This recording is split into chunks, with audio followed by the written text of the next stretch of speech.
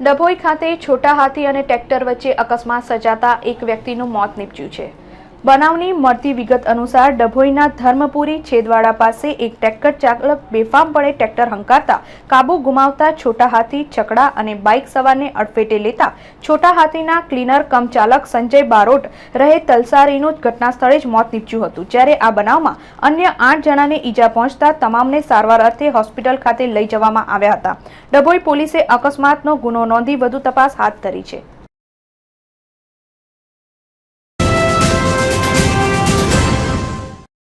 શહેરમાં ગેરકાયદેસર બાંધકામો અટકવાનું નામ નથી લેતા। તંત્રની રહેમનજર તો કેટલાક છાનાછૂપા બાંધકામો દિન દહાડે ચાલી રહ્યા છે। શહેરના ગોરવા ગામની સીમમાં આવેલ ગંગાનગરમાં બની રહેલા એક ભવ્ય ઇમારતમાં બિલ્ડરે મોટા પાયે તમામ નિયમોને છડે ચોકે ભંગ કર્યો હતો। સામાન્ય રીતે શહેરમાં બનતી નવી સ્કીમ બાબતે બિલ્ડરે તંત્રની પરવાનગી લેવામાં આવે છે, જેમાં બાંધકામથી માંડી મેન્ટેનન્સની પણ પરવાનગી જરૂરી હોય છે, પણ આ બિલ્ડરે વુડામાં ગમે તે રીતે પરવાનગી મેળવી તમામ નિયમો નેવે મૂકી દીધા હતા।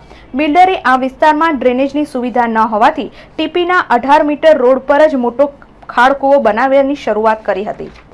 બિલ્ડરે ખાડકૂવા બાબતે વુડામાંથી પરવાનગી લીધી હોવાનું જણાવે છે, પણ વુડા ગેરકાયદે બાંધકામ બાબતે પરવાનગી આપતી નથી તે સામાન્ય નાગરિક પણ જાણે છે। તેમ છતાંય બિલ્ડરે કોના ઇશારે રોડ પર ખાડકૂવો બનાવવાની શરૂઆત કરી છે તે ચર્ચાનો વિષય બન્યો છે। બિલ્ડરની વાત સાંભળતા આ ગેરકાયદે ખોદકામમાં વુડાના જ કેટલાક અધિકારીઓની સીધી અમીનજર હોઈ શકે છે।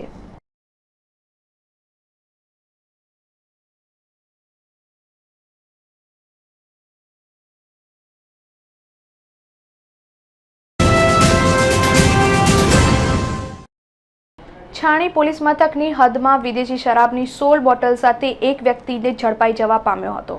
સાકરદા ભાદરવા રોડ પર પૂર ઝડપે પસાર થતી સેન્ટ્રો કારને અકસ્માત નડતા તપાસમાં આવેલી પોલીસને કારમાંથી વિદેશી શરાબની 16 નંગ બોટલો મળી આવતા છાણી પોલીસ મથકના પોલીસ અધિકારીએ વિદેશી શરાબની બોટલો કુલ કિંમત ₹6100 તેમજ સેન્ટ્રો કાર મળી કુલ ₹1,56,100ના મુદ્દામાલ સહિત સમા નવીનગરી ખાતે રહેતા લાલા રમેશ માછીની ધરપકડ કરી વધુ તપાસ હાથ ધરી છે।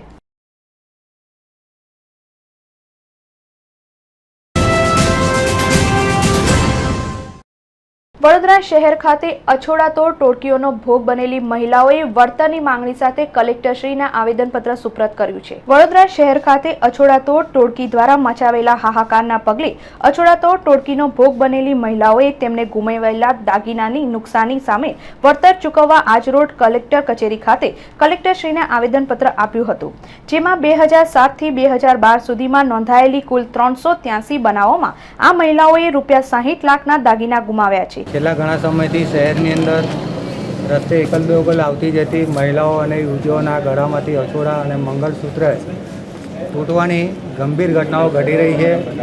આ બાબતને ગંભીરતાને ધ્યાનમાં લઈને આરટીઆઈ પોલીસ કમિશનર પાસે માગી હતી, જેમાં ચોંકાવનારી વિગતો બહાર આવી છે। કુલ 5 વર્ષની અંદર 370 મહિલાઓ અછોડાતોડનો ભોગ બની છે, જેમાં 61 લાખ ઉપરાંતના દાગીના ગુમાવીને નુકસાન વેઠવાનો વારો આવે છે। આ પ્રશ્નને એક પડકારરૂપ સમજીને અછોડાતોડ વિરોધ જનજાગૃતિ અભિયાન છેડીને એક આ ઝુંબેશ ઉઠાવી છે, જેની અંદર મહિલાઓએ ગુમાવેલા દાગીનાનું નુકસાનની સામે તેઓને નુકસાનનું વળતર મળે, તેમજ શહેરના આવી ઘટનાઓનું પુનરાવર્તન ફરીથી ના થાય અને ફરીથી કોઈ બહેનો એનો ભોગ ના બને તે માટે અસરકારક પગલાં લેવાના ભાગરૂપે શહેરના પોલીસ તંત્રની અંદર સુધારો વધારો કરવાની માંગ સાથે આજે કલેક્ટરશ્રીને આવેદનપત્ર આપવાના છે, જે માનનીય મુખ્યમંત્રી સુધી જશે। આ અભિયાન ઉઠાવવાથી શહેરની મહિલાઓને એક એવો સલામતીનું વાતાવરણ જળવાય એ ઉદ્દેશથી હાથ ધરવામાં આવ્યું છે। શહેરની 22 લાખની જનસંખ્યાની તુલનાએ શહેરનું પોલીસ તંત્ર માત્ર ને માત્ર 2700ની નજીવી સંખ્યા ધરાવતું છે। શહેરની ભૌગોલિક સ્થિતિ દિવસે દિવસે વધતી જાય છે, પોલીસ સ્ટેશનોની હદ વધતી જાય છે, પોલીસ સ્ટેશનોની અંદર પોલીસ કર્મીઓનો સ્ટાફ સુવિધાઓ, વાહનો, કોમ્પ્યુટરો, અદ્યતન શસ્ત્રો, આ બધી તમામ વસ્તુઓ, સ્કોડો, સેલો, પોલીસ ચોકીઓ, આ બધી વસ્તુની અંદર સુધારો વધારવાની કરવાની જરૂર છે. જે તમામ બહેનોને વળતર આપવા ઉપરાંત આ અછોડા તોડોને ઝડપી પાડવા પોલીસ તંત્રને વધુ સાબુત બનાવવા માંગ કરી હતી. આજે અછોડા તોડના વિરુદ્ધમાં માનનીય કલેક્ટર સાહેબને એક આવેદનપત્ર આપવા માટે આવેલા છીએ. શું ડિમાન્ડ રહેશે તમારી? માંગ તો મુખ્ય સ્ત્રીઓની સલામતી, કારણ કે આજકાલ અછોડા તોડના ડેઇલી ન્યૂઝપેપરમાં આવે છે કે અછોડા તોડ, એક જણાનો અછોડો તોડાયો, બરાબર. હવે એ લોકોની ધીમે ધીમે હિંમત નહીં વધતી જાય એની શું ખાતરી? આજે અછોડા ઉપર હાથ નાખ્યો, કાલે બીજી વસ્તુ કે સ્ત્રીઓની આબરૂ ઉપર હાથ નહીં નાખે એની શું ખાતરી? સ્ત્રીઓ કેટલી હદે અસલામત થઈ ગઈ છે કે સાંજે, સવારે કે બપોરે એકલ દોકલ સ્ત્રીએ બહાર ફરવું અશક્ય થઈ ગયું છે.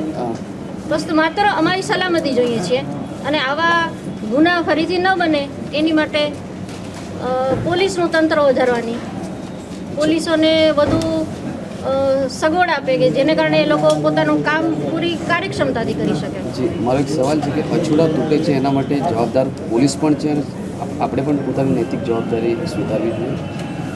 ના, પોલીસ જવાબદાર તો ન ગણી શકાય, કારણ કે પોલીસ તો પોલીસનું કામ પૂરેપૂરું કરે જ છે, બરાબર. કારણ કે હું જ્યારે મારી કમ્પ્લેન લખાવવા ગઈ હતી ત્યારે પૂરેપૂરો સાથ સહકાર મળ્યો.